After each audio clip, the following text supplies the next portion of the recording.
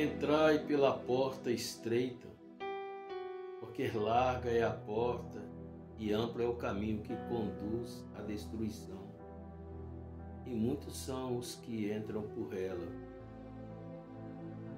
Porque estreita é a porta e apertado é o caminho que conduz à vida, e são poucos os que a encontram. Cuidado com os falsos profetas que vêm a vós vestidos como ovelhas, mas interiormente são lobos devoradores. Por seus frutos conhecereis. Homens colhem uvas dos espinheiros ou figos dos abrolhos. Assim toda árvore boa produz bons frutos, mas a árvore corrompida produz frutos ruins. Louvado seja o nome deste Deus maravilhoso que se chama Jesus Cristo. Esse é um texto muito conhecido no livro de Mateus, escrito por Mateus, no capítulo 7, as palavras do Mestre querido. Ainda esta semana eu estive no lugar onde habitualmente eu fazia as minhas orações. Uma rocha muito grande a qual eu subia, um lugar a ermo. Mas de repente eles venderam o lugar, e ao venderem o lugar, agora tornou-se impossível.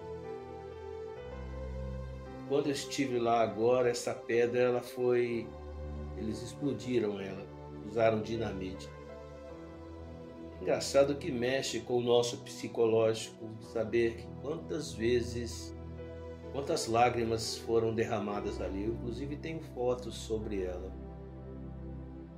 Mas por que falo isso? Porque ela tornou-se o símbolo de um deserto, de um aprendizado, de momentos de luta, de sofrimento, enquanto vi muitas pessoas se levantarem para exercerem os seus chamados.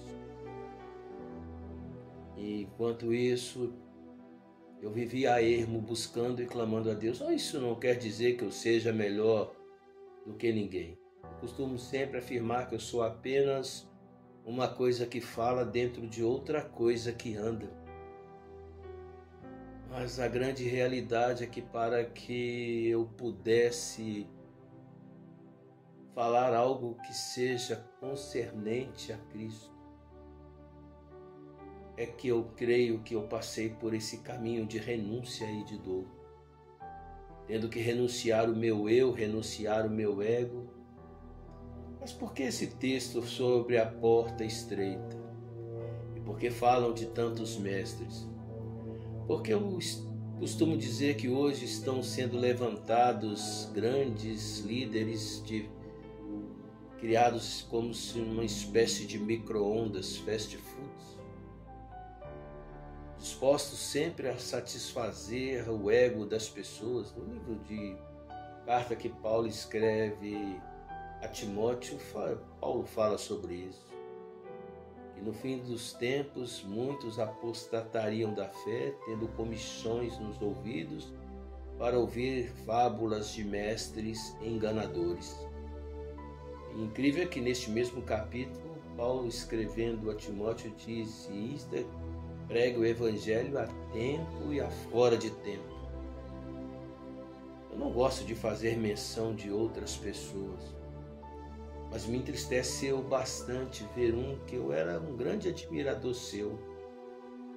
O nome dele é meio complicado, Ed Kevide ou algo assim. Mas me entristeceu da forma tendenciosa em que ele criou seu eufemismo. Abraçou um evangelho progressista e que praticamente ele tornou-se, nesta última vez que eu ouvi ele falar, eu ouvi através de um vídeo, ele tornou-se o paradoxo deste rapaz chamado Charles Kirk. Acho que o nome é esse, eu nunca, mal eu sei falar português, ainda mais em inglês. Esse que morreu com um tiro no pescoço. E o que eu acho tremendo é que esse rapaz deu um testemunho. até que me prove o contrário, e tudo que ele fazia era debater com as pessoas. Mas esse grande pregador da atual conjuntura, que aos poucos foi mudando a sua filosofia de vida, na sua preleição tendenciosa, quis dizer de forma pejorativa, gerou um certo eufemismo nessa questão. Quando um homem como esse historiador, de um outro vídeo que eu falei, cujo apelido é Peninha, esqueci o nome dele, graças a Deus. Ele é meio louco, meio histriônico, enfim. Ele foi absurdamente hipócrita, mesquinho. Mas pelo menos ele literalmente era uma pessoa com ideais progressistas e objetivamente distante dos propósitos de Deus. Mas e quando se trata de um homem como René Kevitch, cujos ensinamentos são pautados ou eram pautados no que aqui está escrito? Ele tentou de forma tendenciosa dizer que esse Charles Kirk vinha de um pessoal conservador. Baseado nisso, eu poderia dizer, então, culpar a Jesus Cristo porque Judas era um traidor e até mesmo um ladrão, se formos avaliarmos a fundo a questão. Muito embora os pais desse rapaz que atirou e que assassinou Charles Kirk seja de uma religião que eu não tenho muita afinidade com os ideais dos mormons, mas ele não importou com isso, quis dizer apenas que era conservador, ou seja, um homem branco conservador, para tentar criar um eufemismo e transformar esse rapaz que foi assassinado de mártir a um bandido. O problema não é só esse, o problema é quando ele arvora a bandeira, por exemplo, do homossexualismo, ignorando o que está testificado por Paulo aos Romanos no capítulo 1. Não quero entrar nem no mérito desta questão. E segue-se por aí afora, e não somente ele, quantos tantos outros que saíram fora do propósito fiel de Deus.